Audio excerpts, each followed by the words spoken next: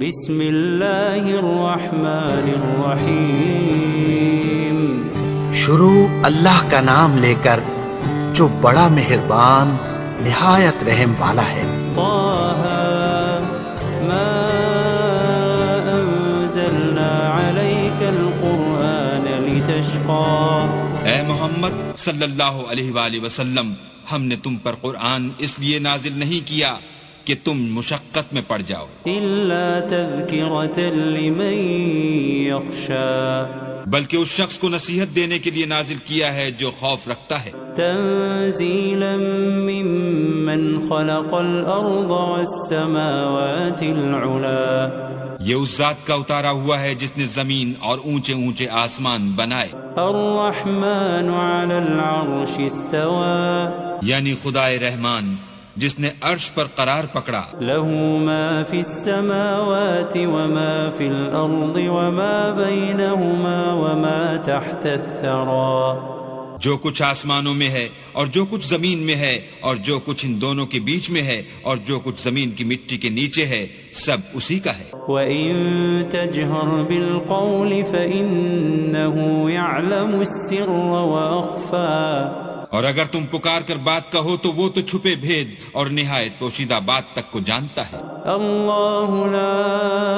الہ الا هو له الاسماء الحسنى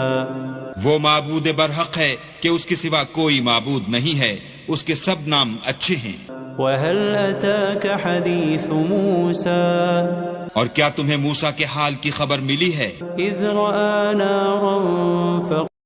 جب انہوں نے آگ دیکھی تو اپنے گھر کے لوگوں سے کہا کہ تم یہاں ٹھہرو، میں نے آگ دیکھی ہے، میں وہاں جاتا ہوں، شاید اس میں سے میں تمہارے پاس انگاری لاؤں یا آگ کے مقام کا رستہ معلوم کر سکوں۔ فلما اتاها نودي يا موسى جب وہاں پہنچے تو آواز آئی کہ موسیٰ، انی انا ربك فاخلع عليك انك بالوادي المقدس طوى میں تو تمہارا پروردگار ہوں، تو اپنی جوتیاں اتار دو، تم یہاں پاک میدان یعنی طوا میں ہو، وانا اخترتك فاستمع لما يوحى اور میں نے تم کو انتخاب کر لیا ہے، تو جو حکم دیا جائے اسے سنو۔ انني انا اللہ لا الہ الا انا فاعبدنی واقم الصلاة لذکری بے شک میں ہی اللہ ہوں، میرے سوا کوئی معبود نہیں، تو میری عبادت کیا کرو اور میری یاد کے لیے نماز پڑھا کرو۔ ان الساعة آتیة اکاد اخفیها لتجزى كل نفس بما تسعى